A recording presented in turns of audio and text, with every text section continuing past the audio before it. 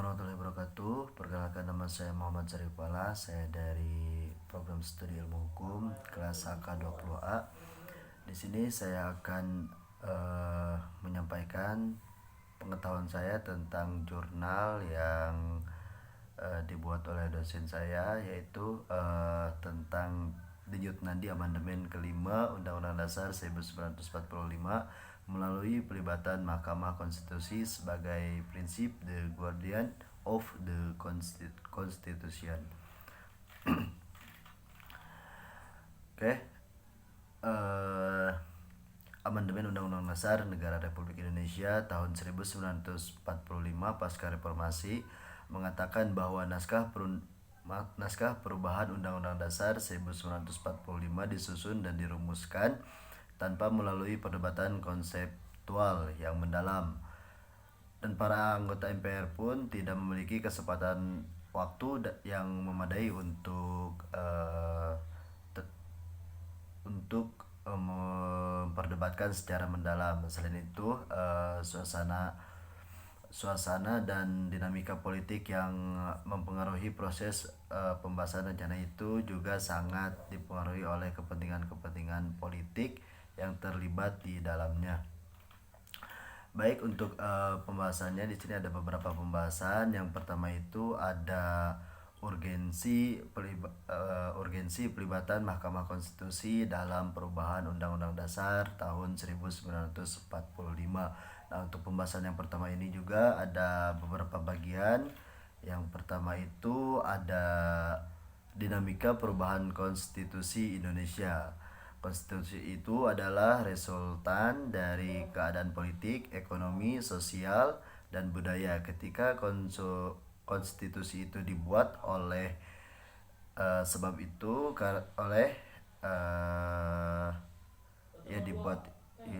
dibuat konstitusi menggambarkan kebutuhan dan jawaban atas persoalan yang dihadapi ketika itu, mengingat masyarakat selalu berubah dan mengikuti tantangan yang selalu berubah pola, maka sebagai resultan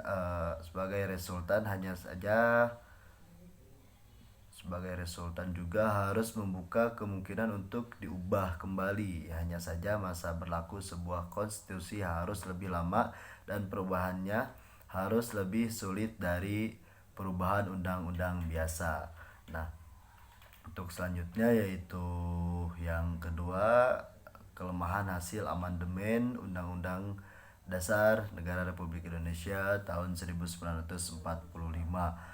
Berangkat dari pemikiran dan penilaian bahwa semua faktor positif dari hasil perubahan Undang-Undang Dasar Negara Republik Indonesia tahun 1945, mulai dari perubahan pertama sampai dengan perubahan keempat, belum cukup memadai dilihat dari kepentingan dan aspirasi rakyat, maka penulis akan menguraikan kelemahan dan ketidaksempurnaan Undang-Undang Dasar 1945 pasca amandemen tersebut. Nah, yang selanjutnya, yang ketiga, yaitu eksistensi MPR sebagai lembaga politik. Keberadaan MPR ini tidak terlepas dari teori kedaulatan rakyat yang menjadi pilihan bangsa Indonesia. Dalam sidang kedua, apabila lihat dari aspek filosofi pembentukan MPR, maka dapat dilihat bahwa sesungguhnya desain awal MPR adalah sebagai lembaga politik yang mempresentasikan kekuasaan rakyat sebagai pemegang kedaulatan. Oleh karena itu, keberadaan MPR sebagai lembaga politik yang secara konstitusional adalah lembaga yang melaksanakan perubahan terhadap Undang-Undang Dasar Negara Republik Indonesia tahun 1945. Undang-Undang Dasar Negara Republik Indonesia 1945 sebagai produk MPR tidak datang dari hampa, tetapi merupakan aktualisasi dari kehendak-kehendak politik.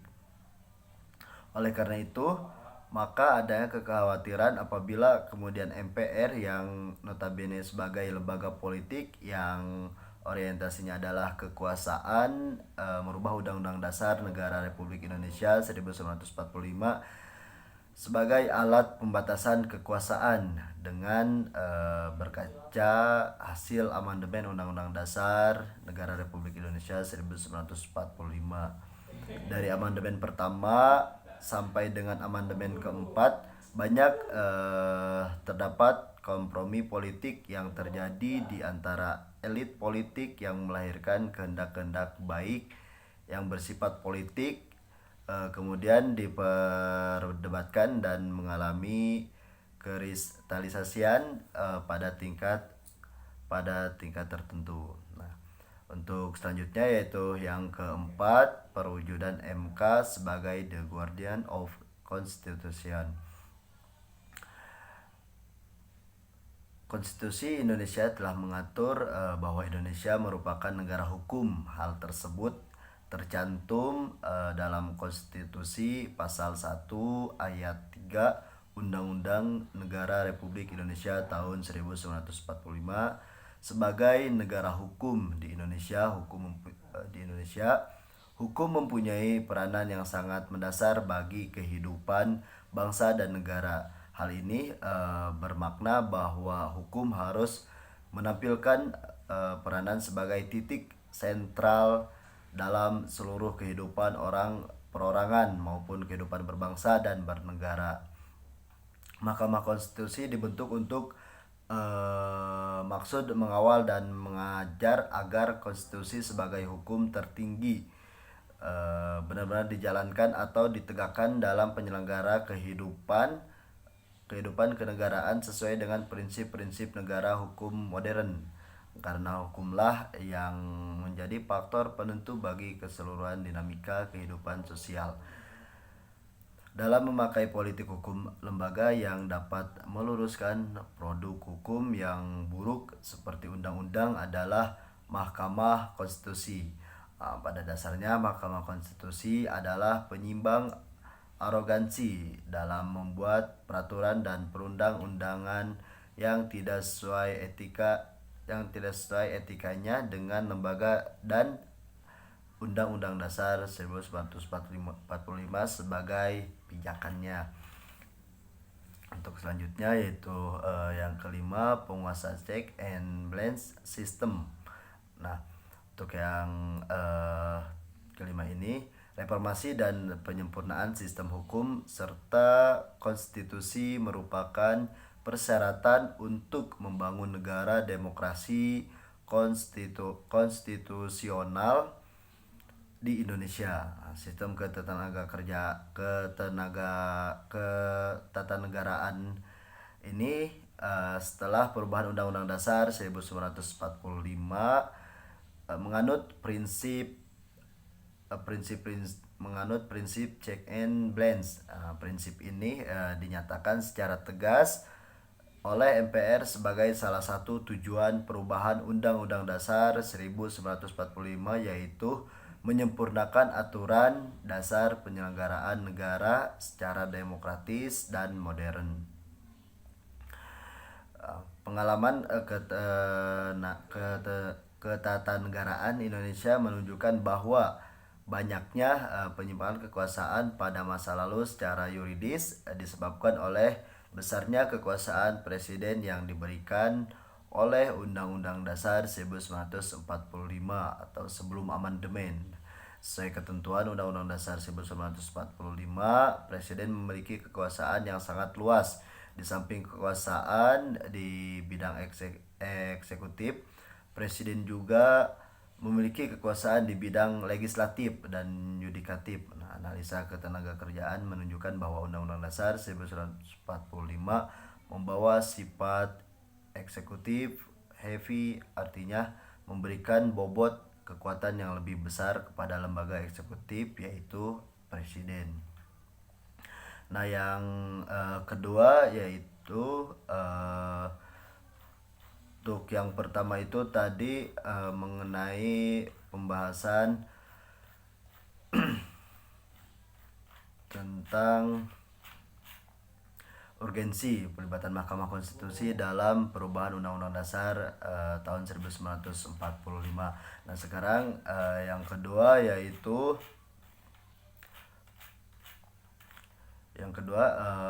prospektif pelibatan Mahkamah Konstitusi dalam perubahan Undang-Undang Dasar Negara Republik Indonesia tahun 1945. Nah, sejak perubahan ketiga Undang-Undang Dasar 1945 telah lahir lembaga baru yang menjalankan fungsi kekuasaan kehakiman di luar Mahkamah Agung, yakni Mahkamah Konstitusi.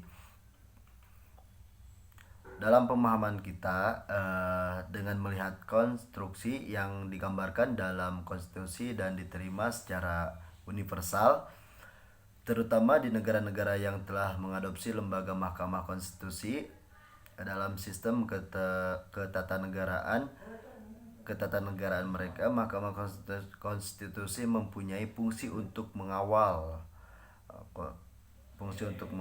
konstitusi agar dilaksanakan dan dihormati baik penyelenggara kekuasaan negara maupun warga negara. Nah, sejak kehadirannya ekspektasi masyarakat sangat tinggi terhadap Mahkamah Konstitusi, khususnya dalam pengajuan undang-undang terhadap berbagai putusan prerogatif juga sudah ditorehkan dalam sejarah ketenagakerjaan Indonesia. Nah, untuk yang kedua ini dibagi beberapa bagian. Yang pertama itu MPR wajib menyusun mekanisme perubahan yang didasarkan pada political goodwill perubahan Undang-Undang Dasar 1945. MPR juga dalam menjalankan fungsinya sebagai lembaga negara yang istimewa, dituntut untuk membuat suatu mekanisme perubahan konstitusi yang partisipatif dan populis. Artinya MPR harus membuka diri dari monopoli perubahan terhadap konstitusi atau Undang-Undang Dasar Negara Republik Indonesia tahun 1945 dan mempersilahkan bagi suatu mekanisme lain yang dilibatkan dalam perubahan konstitusi tersebut. Nah, yang selanjutnya yaitu pelibatan Mahkamah Konstitusi melalui mekanisme sertifikasi konstitusi tanpa menafikan peran MPR. Nah, kegagalan demi kegagalan badan atau komisi yang mendapatkan mandat untuk menyiapkan perubahan konstitusi yang dialami oleh Indonesia menjadi pelajaran yang sangat berharga bagi perjalanan ketenagakerjaan Indonesia. Mandat kepada anggota Majelis Konstitusi adalah menghadirkan konstitusi baru. Nah, sebelum dilakukan reformasi konstitusi, ditetapkan dulu interim konstitusi. Nah, yang harus dijadikan patokan penyusunan konstitusi baru menyangkut konsep dasar konstitusi demokratis, kekuasaan hakim, pelindungan HAM, dan sistem kontrol antar lembaga negara.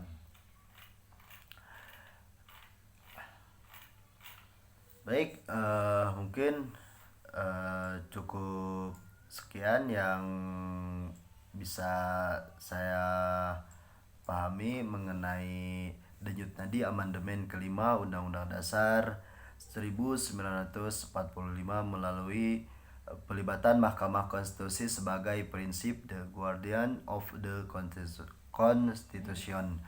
Nah, mungkin kurang lebihnya saya mohon maaf. Terima kasih. Wabillahi taufiq wal hidayah. Assalamualaikum warahmatullahi wabarakatuh.